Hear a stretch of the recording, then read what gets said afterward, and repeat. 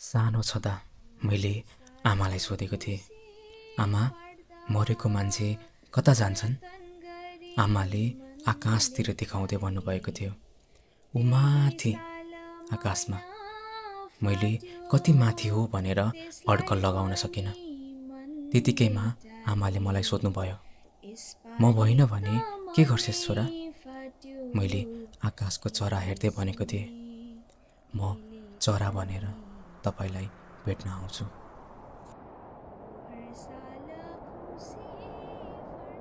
हामी सबै आगोको वरिपरि बसेका थियौँ। म चियाको स्वाद लिँदै आगोको न्यानोपन महसुस गरिरहेको थिएँ। त्यतिकैमा लिम्बू काका सिसाको गिलासमा 3 पाने रक्सी सार्दै आउनुभयो। चिसोमा त यसरी तताउने हो भन्दै रक्सीको एक सुरुप्प तान्नुभयो। हामी सबैजना हाँस्यौँ। त्यो रात साँच्चै नै चिसो बढेको थियो। असारको मौसम, पानी परेर पनि होला। म बसेको मुढाको छेउमा एउटा लामो जुका घिस्रदै आउँदै थियो। मैले त्यसलाई उचालेर छेउकै डिल तल फालिदिएँ। रातभर हामी हाँस्दै ठट्टा गर्दै बस्यौँ। कुरै कुरामा विनोदले लिम्बू काकालाई सोध्यो, काका मैले सुनेको यहाँ नजिक त तर्साउने घर छ रे नि? लिम्बू काका विनोदको प्रश्न सुनेर एकछिन चुपचाप बस्नुभयो। घरको ढोकातिर चियाएर हेर्दै सुस्तरी बोल्नुभयो, खै बाबु, गाउँलेहरू त्यस्तै भन्छन्। विनोदले अर्को प्रश्न थप्यो, गाउँलेहरूले अरू के भन्छन् नि? मैले रविनातिर हेरेँ। उसको आँखामा डरको भूत अघि नै चढिसकेको थियो। विनोद माहौल पढ्नै जान्दैन थियो। रविनालाई भूतको कथा र फिल्मबाट निकै डर लाग्थ्यो। मैले त्यो कुरालाई त्यही बिट मार्न भनेर विनोदलाई इसारा गरेँ, तर विनोद भने आफ्नै धुनमा थियो। लिम्बू काकाले एक गुटमै रक्सी सकाउनु भयो। बाबु, जे देखिन्छ त्यो त सही नहुन सक्छ। अझ सुनेको कुरा त सजिलै कसरी पत्याउनु? अघिदेखि चुपचाप बसेको सुवास पनि बोल्यो, काका अलिअलि चर्न थाल्यो कि क्या हो? बडो गहिरो कुरा पो गर्नुभयो त। सुवासको कुरा सुनेर हामी सबैजना फेरि हाँस्यौँ। लिम्बू काका पनि हाँस्दै सुरु हुनुभयो, ए बाबु, मतवालीको सन्तान पो हो त। एक गिलासले त घाँटी पनि भिज्दैन। इक्साकी आमा, इक्साकी आमा।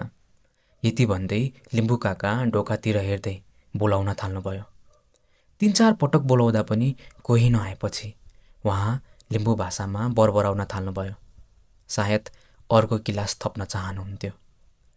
लिम्बुनी काकी नआउनु भएपछि उहाँले लामो सुस्केर हाल्दै बोल्नुभयो, त्यो भत्केको घरबारे भन्नुपर्दा मलाई भन्दा धेरै त इक्साकी आमालाई पो थाहा छ। यो विषयमा कुरा गर्यो कि इक्साकी आमा त रोइहाल्छिन्। यसो सोच्दा धेरै वर्ष पो भइसकेछ। लिम्बू काकाको यस्तै आधा आधा कुराले हामी सबैको मनमा कौतूहलता जागिरहेको थियो।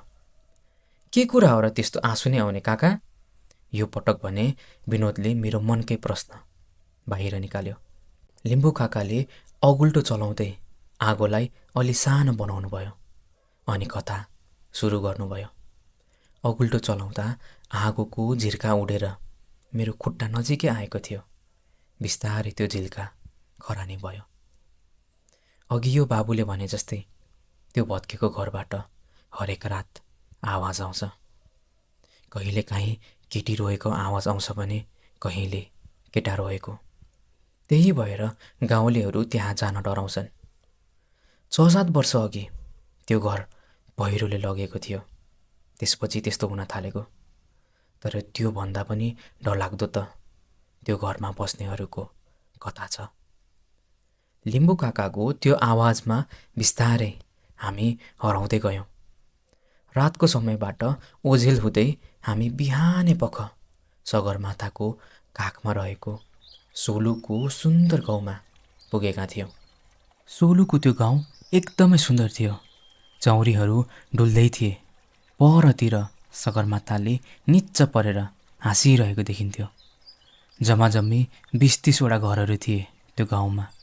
ती घरहरूको बिचमा एउटा सानो झुपडी थियो।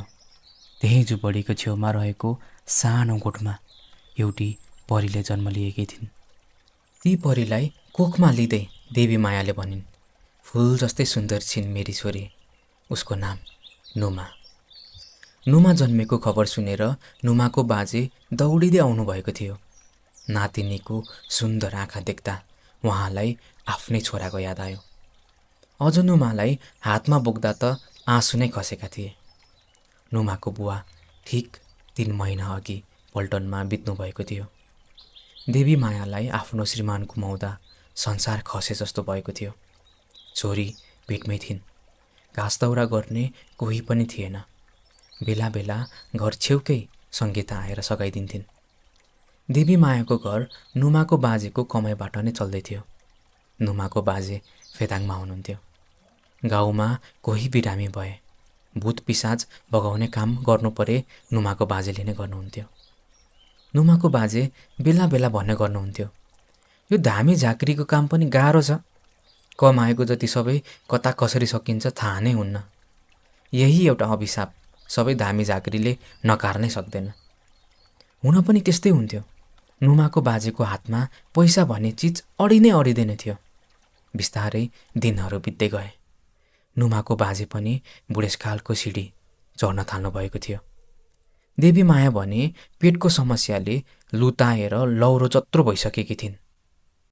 नुमा 13 वर्षकी भएकी थिइन्। उनी घरको काम सबै गर्थिन्। चौरी चराउने, खेताला जाने, आमा स्याहार्ने, यी कामहरू नै उसको दिनचर्या भइसकेको थियो।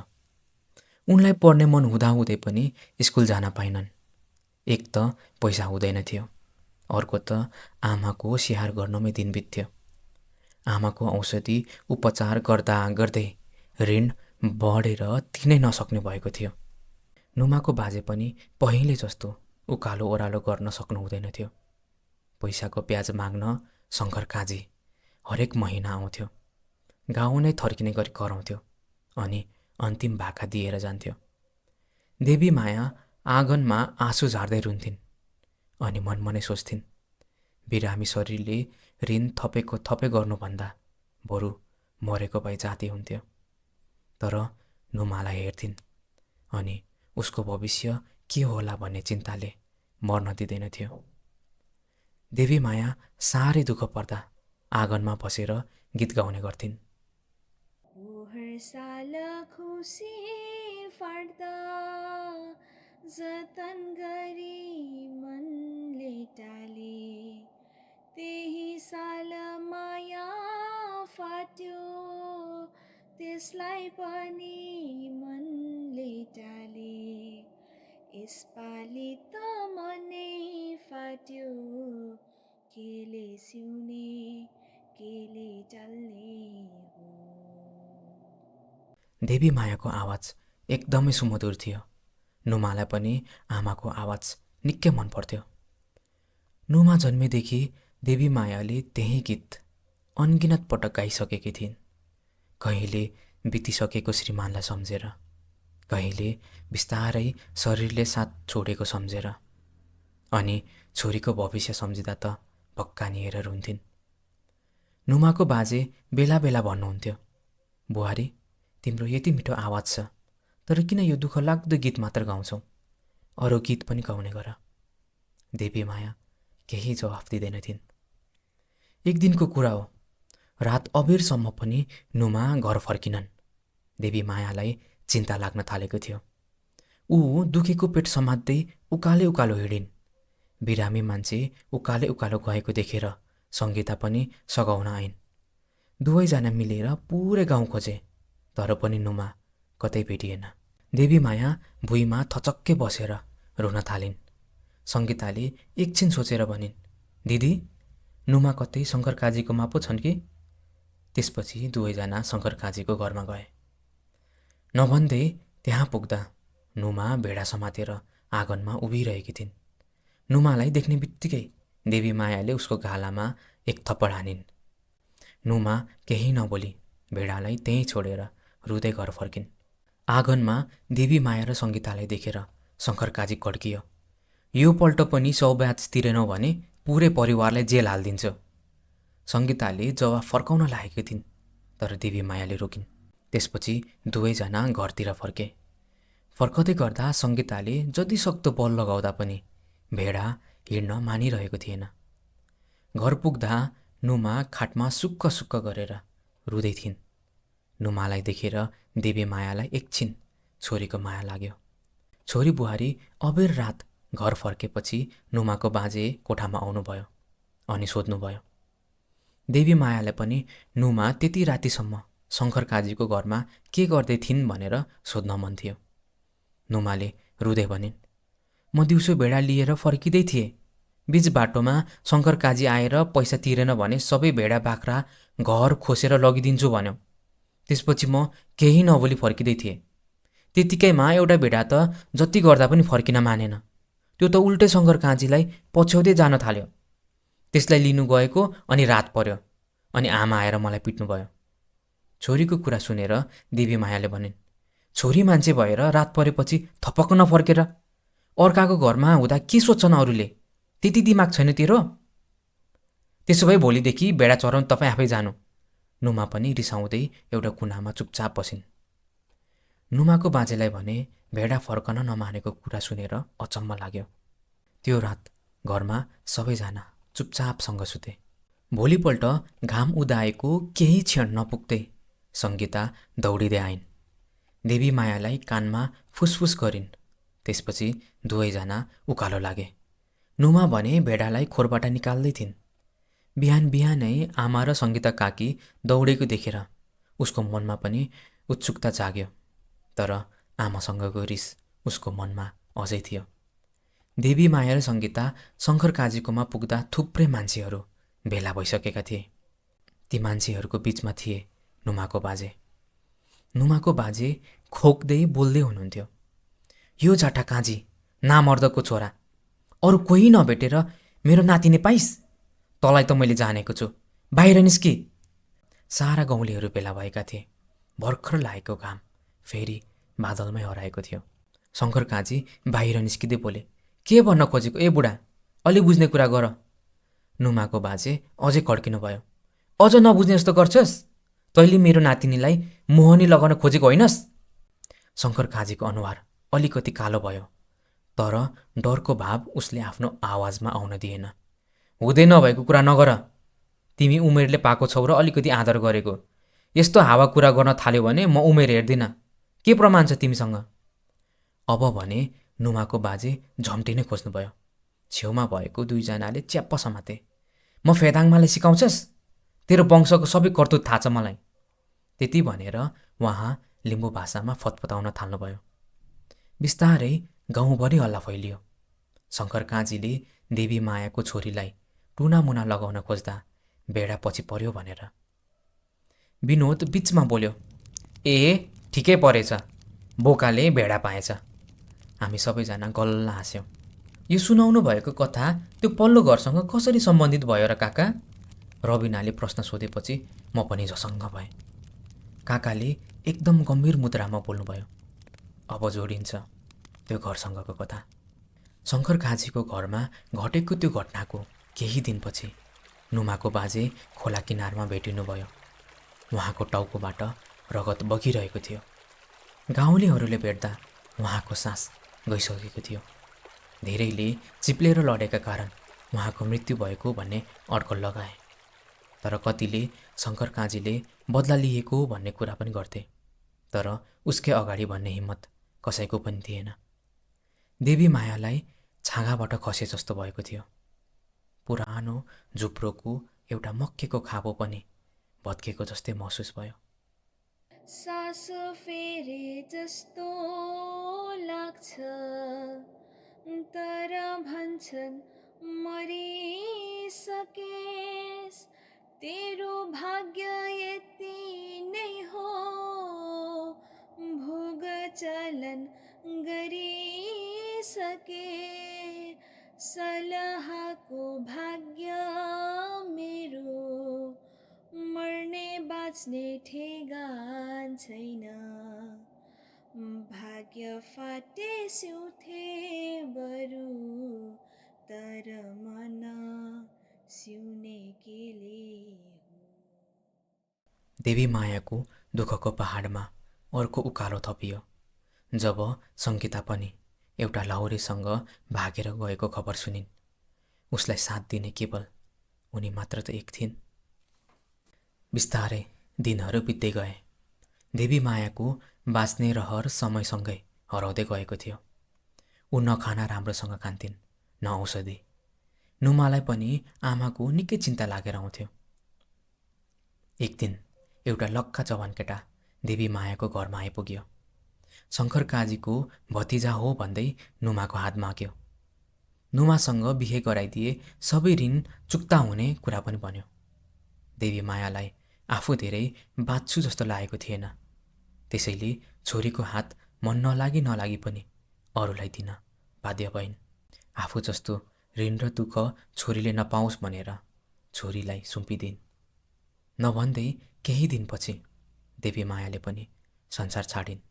हेर्दा हेर्दै नुमाको घर रित्तो भयो। घर सजाउने फुललाई भमराले लगेको थियो। घर अडिने अन्तिम खाबो पनि भत्केको थियो। सुख के हो दुःख के हो, मनले खोज्ने खुसी के हो, भावीले नि धर्म कर्म लेखिदिने मसी के हो, कर्म लेख्ने मसी के हो, भाग्य ठोक्ने कसी के हो, भाग्य फुटे जोड्थे बरु तर फूल र मन भमरा उड्दै उड्दै जोड्ने शङ्खसभाको थिए। एउटा टाकुरामा अड्केको थियो। नुमाले आफ्नो नयाँ जीवन सुखमय हुन्छ भनेर सोचेकी थिइन्।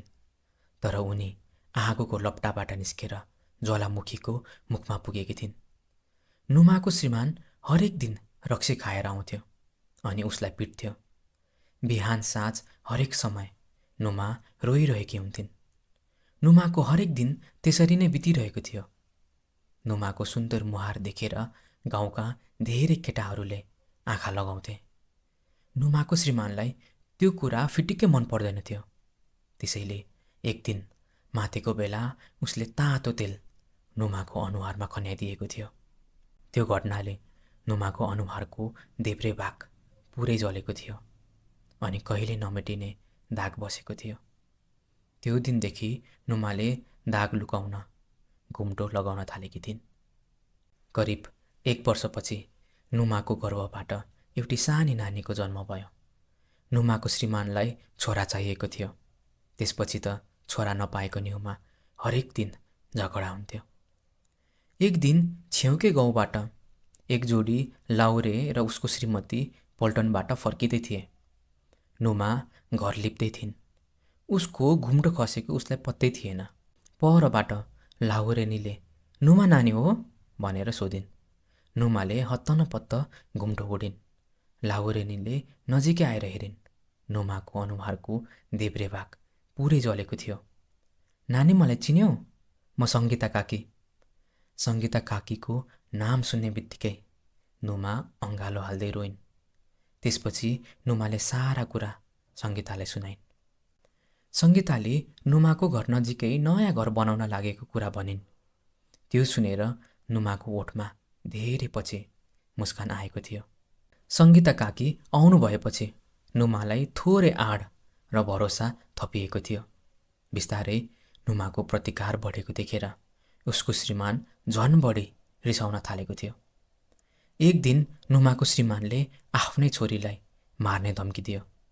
त्यो सुनेर नुमाले छोरीको निम्ति भए पनि बेग्लै बस्ने निर्णय गरिन्।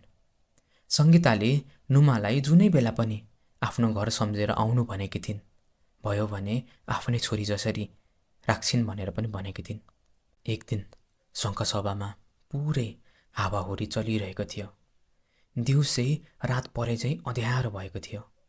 नुमाको श्रीमान रक्सी खान पसल छिरेको थियो। नुमा छोरीलाई सुताउँदै थिइन्। त्यतिकैमा पानी धर्किन थाल्यो। आकाशमा बिजुली पनि चम्किन थालेको थियो। नुमा कपडा पट्याउँदै थिइन्। त्यतिकैमा उसको श्रीमान घर आइपुग्यो। उसको श्रीमानको हातमा खुकुरी थियो। नुमाले उसको श्रीमानको आँखामा हेरिन्। त्यो आँखामा रिस र घृणा थियो, दयाको कुनै भाव नै थिएन। उसको श्रीमानले कापेको स्वरमा बोल्यो, तेरो खुब आँट आएको छ आजभोलि। त्यतिकैमा आकाशमा झिलिक्क बिजुली चम्कियो।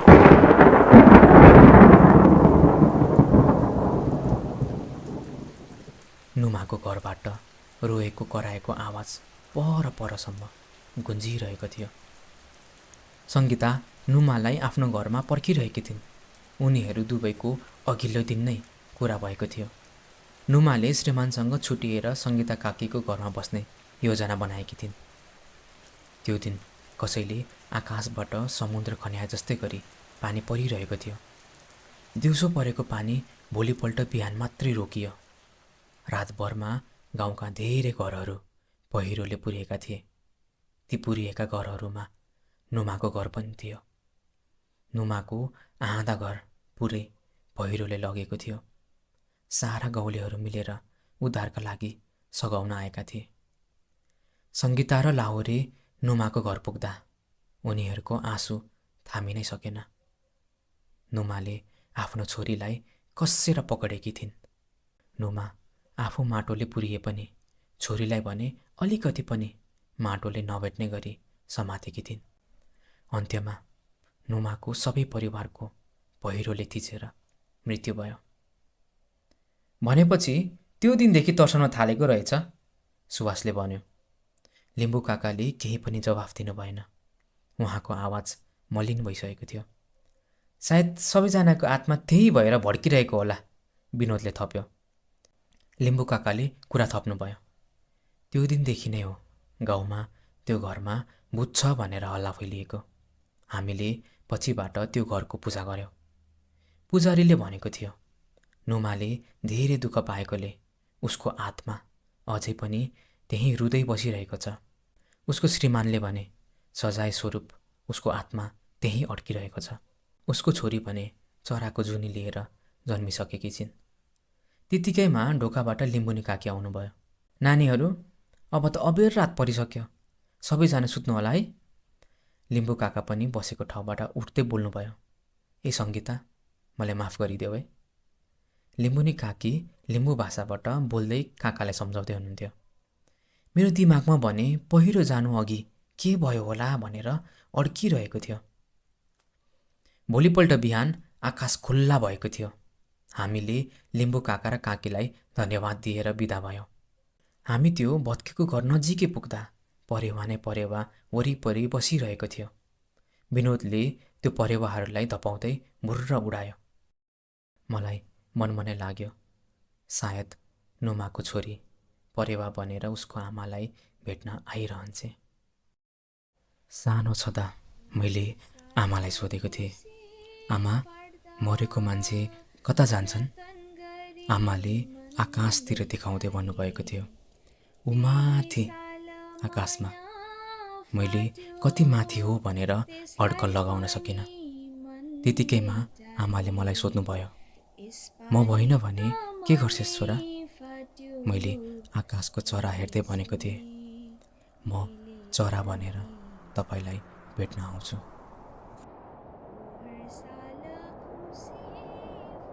मलाई माफ गरिदिऊ सङ्गीता, मैले तिमीलाई धेरै कुरा लुकाएर राखेको छु।